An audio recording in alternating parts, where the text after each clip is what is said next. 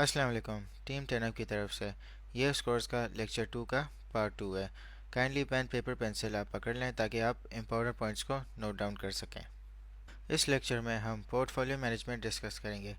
Portfolio management सबसे important topic है आपके पूरी ट्रेडिंग जर्नी का। कोर्स में हम रिस्क टू रिवॉर्ड रेशियो के बारे में पढ़ेंगे और उसके कुछ एग्जांपल्स देखेंगे, और फिर उसके बाद हम पोर्टफोलियो और मनी मैनेजमेंट पे डिस्कस करेंगे।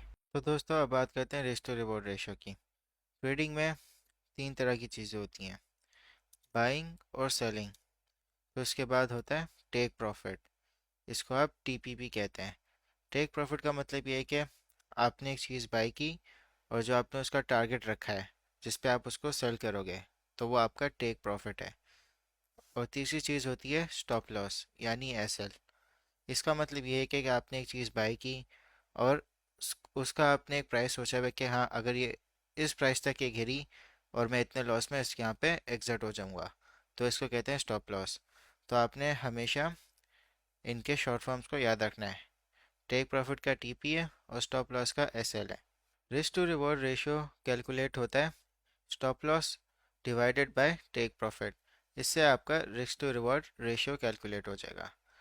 रिस्क टू रिवॉर्ड रेशियो आपको बताता है कि आप कितना लॉस करने के लिए तैयार हो और कितना प्रॉफिट करने के लिए तैयार हो।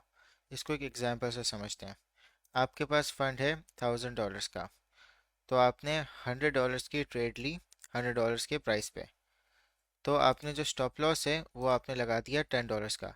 यानी कि अगर प्राइस $100 से $90 पे गिरी तो आप $10 के लॉस में आप एग्जिट हो गए। और आपने टेक प्रॉफिट लगाया $20 का, कि प्राइस अगर 120 पे चली गई तो आप $20 के प्रॉफिट पे आप एग्जिट हो गए। तो आपने जो अपना ट्रेडिंग लेवल रखा हुआ है कि आप $10 का लॉस बर्दाश्त करोगे या आप $20 का प्रॉफिट आप कमाओगे, तो आपका रिस्क टू रिवॉर्ड रेशियो 1:2 हो गया। दोस्तों, एक बहुत इंपॉर्टेंट बात है, आपने कभी भी आपने 100% अपने फंड को किसी भी ट्रेड में नहीं लगाना। मैं इसको लिख रहा हूँ कि never trade 100% of your fund और कैपिटल, क्योंकि ये एक ऐसी मिस्टेक है कि ये आपको मार्केट से आउट कर सकती है। देखें, मार्केट 24/7 होगी, मगर जो आपका कैपिटल है वो आपको मार्केट में रख रहा है। क्योंकि अगर आप 100% अपना फंड एक ट्रेड पे लगा देते हैं तो उसका प्रॉफिट 100%, 200%, 300% जितना भी होगा वो प्लस में जा सकता है। मगर अगर वो माइनस में गया तो वो एक ही दफ़ा 100% माइनस में जाएगा और ज़ीरो हो जाएगा। तो दोस्तों, आपने हमेशा इंश्योर करना है कि आप हमेशा कैलकुलेटेड रिस्क ले रहे हैं। क्योंकि जब आप कैलकुलेटेड रिस्क ले रहे हैं तो आपके जो माइंड है वो तैयार होगा कि अगर ट्रेड आपके अगेंस्ट गई तो आपको कोई मतलब स्ट्रेस या आपको एनजाइटी नहीं होगी, क्योंकि आपने कैलकुलेटेड रिस्क अप्रोच ली है। आपको पता था कि अगर मेरी ट्रेड मेरे अगेंस्ट गई तो मैं इतना लॉस करूंगा, और अगर मैं प्रॉफिट पे गया तो मैं उतने प्रॉफिट पे एग्जिट कर लूंगा। आपने हमेशा अपने माइंड को प्रिपेयर रखना है किसी भी सिचुएशन के लिए। अगर आप कोई इस टाइप की ट्रेड लेते हैं जहाँ पे आपने रिस्क कैलकुलेट नहीं किया हुआ और वो ट्रेड आपके अगेंस्ट जाएगी, तो वो आपका स्ट्रेस, आपका कॉन्फिडेंस, आपको बिल्कुल वो आपको डिप्रेस कर देगी। तो आपने हमेशा केयरफुली अपने जो रिस्क है आपने उसको मैनेज करना है और आपने कैलकुलेटेड मूव्स मार्केट में लेने हैं। दोस्तों, दुनिया का हर ट्रेडर या बिजनेसमैन हमेशा बिजनेस में लॉस करता है। लॉस जो है वो आपका हमेशा जर्नी का पार्ट होगा। क्योंकि अगर आप कभी लॉस नहीं करोगे तो इसका मतलब ये है कि आप हमेशा अपने लक पे रिलाई कर रहे हो, और जिस दिन आपका लक रन आउट होगा उस दिन आपका 100% आपका पूरा फंड या कैपिटल वाइप आउट हो जाएगा। आप मार्केट से बिल्कुल आप एग्जिट हो जाओगे। तो जो लॉस है वो आपकी ट्रेडिंग साइकिल का एक पार्ट है, आपने उसको एक्सेप्ट करना है। आप हमेशा नहीं जीतोगे, आप हारोगे भी, तो आपने हमेशा ये अप्रोच रखनी कि आपने बेहतर से बेहतर होना है। तो मैं आपको एग्जांपल्स दे रहा हूँ रिस्क टू रिवॉर्ड रेशियो की, कि आपने अगर आप इस टाइप का रिस्क टू रिवॉर्ड रेशियो बनाओगे तो आप क्या प्रॉफिटेबल होगे या आप लॉस में होगे। तो दोस्तों, अब हम देखते हैं कि आप किस तरह आप अपना रिस्क टू रिवॉर्ड रेशियो आपने सेट करना है। तो हम कुछ एग्जांपल्स देखते हैं। पहले एग्जांपल में अगर आपका स्टॉप लॉस $20 का है और आपका टेक प्रॉफिट $10 का है, तो जो आपका रिस्क टू रिवॉर्ड रेशियो बनेगा 2:1। अगर आप 10 ट्रेड्स करते हो और उनमें से आपकी 50% सक्सेसफुल होती हैं, यानी आपकी 5 ट्रेड्स सही गई, तो और 5 ट्रेड्स आपकी गलत गई, तो आप फिर भी $50 के आप लॉस में हो गए। अगर आप इस टाइप का स्टॉप लॉस और टेक प्रॉफिट रखते हो जिसमें आप 2:1 आपका रेशियो बन रहा है, तो आपने ये बिल्कुल अवॉइड करना है।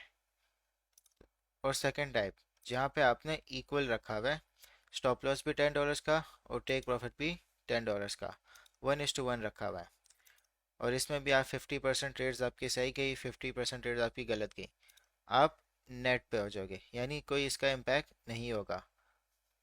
थर्ड टाइप में आपने स्टॉप लॉस $10 का रखा और टेक प्रॉफिट $20 का रखा, तो आपका रिस्क टू रिवॉर्ड रेशियो बन गया 1:2, और आपकी 5 ट्रेड्स सही गई और 5 ट्रेड्स आपके अगेंस्ट गई, इसके बाद भी आप $50 प्रॉफिट में हो गए।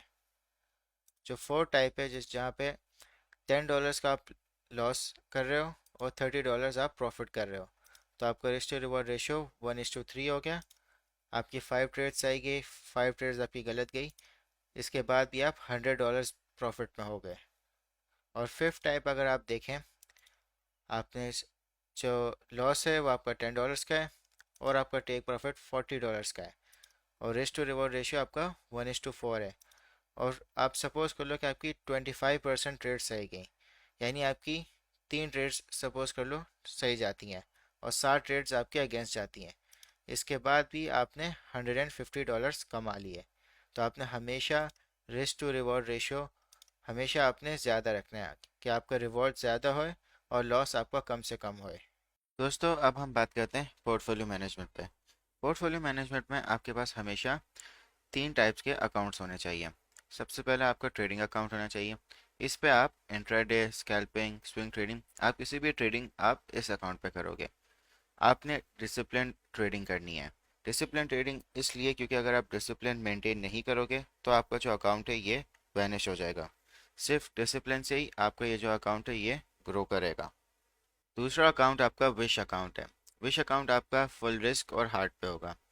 इसका मतलब ये है कि जब आप डेली चार्ट्स पे बैठोगे तो आपको नज़र आएगा कि ट्रेड बनती है, बाय या सेल करना चाहिए, तो ये जो आपको फीलिंग बार बार आएगी तो आपने उसको इस अकाउंट में करना है। अगर आप इस तरह की ट्रेडिंग अपने ट्रेडिंग अकाउंट पे करोगे तो वो बिल्कुल वैनिश हो जाएगा या श्रिंक हो जाएगा। तो आपने जो भी इस टाइप के ट्रेड्स हैं वो आपने अपने विश अकाउंट पे करते हैं। इसको आप ये भी समझ लें कि फोमो में आके आप ट्रेड कर रहे हो। फोमो का सिंपल मतलब ये है फियर ऑफ मिसिंग आउट, यानी कि आप नहीं चाहते कि आप अब कोई भी अपॉर्चुनिटी को मिस करो, तो आप इस टाइप की जो भी ट्रेडिंग है आप अपने विश अकाउंट में करो। तीसरा आपका अकाउंट है इन्वेस्टमेंट अकाउंट। यहाँ पे आपकी लॉन्ग टर्म होल्डिंग्स हैं। ये हाईली रिकमेंडेड है कि आप इन्वेस्टमेंट अकाउंट अपना मेंटेन करो, क्योंकि अगर आप भले ट्रेडिंग अकाउंट या विश अकाउंट से कमाओ ना कमाओ, आप अपने फ्यूचर में अपने इन्वेस्टमेंट अकाउंट से आप कमा लो। यहाँ पे आपने सिर्फ तब पैसा लेके आना है जब आपको मार्केट बॉटम लगे, और आपने यहाँ पे तब सेल करना है जब आप मार्केट के टॉप पे। तो ये आपका फ्यूचर का पैसा है यहाँ पे, तो आप इसको लाजमी अपने पास एक मेंटेन रखें। अब सवाल ये है कि आपने कितना पैसा अपने टाइप्स ऑफ अकाउंट्स में रखना है। आपने 30% पैसा अपने ट्रेडिंग अकाउंट में रखना है, 10% पैसा अपने विश अकाउंट में रखना है, और 60% पैसा अपने इन्वेस्टमेंट अकाउंट में रखना है। अगर आप इस परसेंटेज से अपना पैसा डिवाइड करेंगे तो इन केस अगर आप ट्रेडिंग अकाउंट आपका नेगेटिव में भी जाता है और इवन विश अकाउंट में भी जाता है, मगर जो आपका इन्वेस्टमेंट अकाउंट होगा वो आपको लॉन्ग टर्म सिक्योर कर लेगा। अब हम बात करते हैं कि आपने इन अकाउंट्स को कैसे मेंटेन करना है। सपोज़ कि अगर आप ट्रेडर हैं, आपके पास $1000 हैं अपने ट्रेडिंग अकाउंट में, आपने 25% उसको कैश में रखना है। अगर आप क्रिप्टो में कर रहे हैं तो आपने उसको स्टेबल कॉइन्स में रखना है, और अगर आप स्टॉक्स कर रहे हैं, फॉरेक्स कर रहे हैं, तो वो आपका कैश में होना चाहिए। तो आपने नेक्स्ट 25% जो है आपने उसको पंप एंड डंप में रखना है। क्रिप्टो में पंप एंड डंप कॉइन्स बहुत होते हैं, जैसे $100 पे चले गया और $10 पे गिर गया, तो एक बहुत ज़्यादा रिस्की मूवमेंट होती है। तो उसके लिए आपने 25% अपना अमाउंट रखना है, वो भी आपके $250 हो गए। फिर अपने इन्वेस्टर अकाउंट में आपने सेम 25% आपने कैश में रखना है, और जो 50% है वो आप हाई कैप कॉइन्स में इन्वेस्ट करेंगे, और 25% आप मिड कैप कॉइन्स में करेंगे। फिश अकाउंट में तो आप 100% आप ट्रेडिंग करेंगे फुल रिस्क पे, और जो फुल आपको इंट्यूशन या फीलिंग आ रही है, आप इसमें 100% आप ट्रेडिंग करेंगे अपने अमाउंट पे। अब आपने मनी मैनेजमेंट किस तरह करनी है, जो आपको मैंने अभी सारा कॉन्सेप्ट बताया, मैं आपको एक एग्जाम्पल की तरह समझा देता हूँ। जैसे आपके पास 1 लाख रुपए हैं, तो आप 30,000 रुपये अपने ट्रेडिंग अकाउंट में रखोगे। फिर उसके बाद उसमें से आपने 7,500 कैश में रखना है। आप 7,500 से पंप एंड डंप में आप ट्रेडिंग करें। फिर 7,500 में आप हाई कैप कॉइन्स में ट्रेडिंग करें। फिर उसके बाद जो आपके पास 7,500 बचा है, फिर आप उसको मिड कैप कॉइन्स में ट्रेड करें। फिर आप अपने इन्वेस्टमेंट अकाउंट में आपके 60,000 रुपये होंगे, उसमें 15,000 आपका हमेशा कैश में होगा, 30,000 आप हाई कैप कॉइन्स में इन्वेस्ट करें, फिर 15,000 आप मिड कैप कॉइन्स में इन्वेस्ट करें। फिर लास्टली आपका जो विश अकाउंट होगा वो 10,000 रुपये का होगा, उसमें आप 100% आप ट्रेडिंग करें। अब ये जो कैश रखने का मेन मकसद ये है कि ये आपका एक इमरजेंसी फंड है, कि अगर आपकी कोई ट्रेड गलत हो जाती है, तो आप इस कैश से आप उसको वापस आप रीलोड कर सको। तो आपने हमेशा कैश में आपने मेंटेन रखना है एक इमरजेंसी फंड। आप किसी भी फाइनेंशियल मार्केट्स में याद रखें कि बहुत हाई रिवॉर्डिंग है, मगर हाई रिस्क उन लोगों के लिए है जो ट्रेडिंग कर रहे हैं बगैर किसी एनालिसिस के। वो वक्ती तौर पे जीत सकते हैं, मगर लॉन्ग टर्म में वो बहुत कुछ लूज़ कर जाएंगे। जितना उन्होंने ज़्यादा कमाया है, उससे कहीं ज़्यादा वो लूज़ कर जाएंगे। तो आपने हमेशा एनालिसिस के साथ अपना रिस्क को कैलकुलेट करके, तो आप हमेशा स्ट्रेस फ्री रहेंगे, क्योंकि आपने अपनी वर्किंग की हुई होगी। जैसा कि मैंने आपको एक्सप्लेन किया था डॉलर कॉस्ट एवरेजिंग में, अगर आप बिटकॉइन में $1,000 हर मंथ लगाते हैं, और आप फिर आप उसको अगर आप सेल करेंगे 3 साल 5 साल या 10 साल बाद, हो सकता है आपको जो रिटर्न मिले वो 10 गुना, 20 गुना, 25 गुना भी हो सकता है। तो आप लॉन्ग टर्म विजन पे आप फोकस करें, और याद रखें हमेशा जो आपकी अर्निंग आएगी वो आपकी लर्निंग के बाद आएगी। तो आपने हमेशा लर्निंग पे फोकस करना है, अपने कॉन्सेप्ट्स को इतना क्लियर रखना है कि जब आप रियल ट्रेडिंग में आप जाएंगे तो आपके पास माइंडसेट और कॉन्फिडेंस होगा। याद रखें हमेशा वो बंदा हारेगा फाइनेंशियल मार्केट्स में जो बहुत ही शॉर्ट टर्म में ज़्यादा प्रॉफिट बना ले, क्योंकि लॉन्ग टर्म में वो बहुत ज़्यादा लॉस करेगा। तो हमेशा इस टाइप का बंदा हारेगा। तो आपने हमेशा अपने कॉन्सेप्ट्स पे, अपने रिस्क पे, इस पे आपने फोकस करना है। और सबसे ज़्यादा मुश्किल काम जो फाइनेंशियल मार्केट्स में वो है कि आपने कुछ नहीं करना। जब आप इस सिचुएशन में आएंगे तो आप रिसर्च पे फोकस करें।